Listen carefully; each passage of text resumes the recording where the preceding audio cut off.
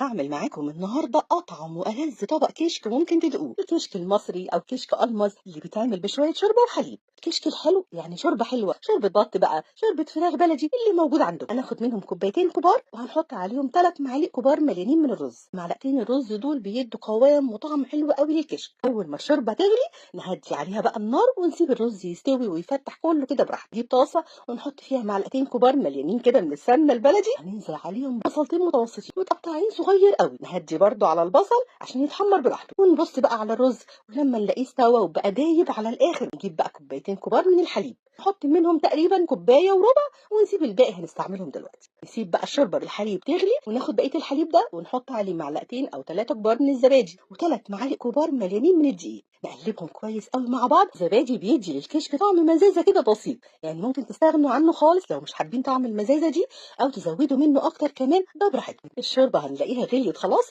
نظبط بقى طعمها. لو محتاجه شويه ملح او شويه فلفل ممكن نضيف عليها كمان رشه بسيطه قوي من الشطه. ناخد خليط الحليب بالدقيق ونضيفه شويه بشويه واحنا بنقلب، واول ما يغلي نطفي عليه على طول ونشوف البصل بقى هنلاقيه خلاص اتحمر وخد اللون الذهبي الحلو قوي. ناخد بقى نص كميه البصل دي نحطها على مصفى عشان يتصفى ويبقى ناخد بقيه البصل بالسمنه زي ما هو كده وننزل بيه على الكشك على طول. الله على الجمال والقوام الحلو قوي ده. حطوه بقى في طبق التقديم وزينوا الوش بالبصل المقرمش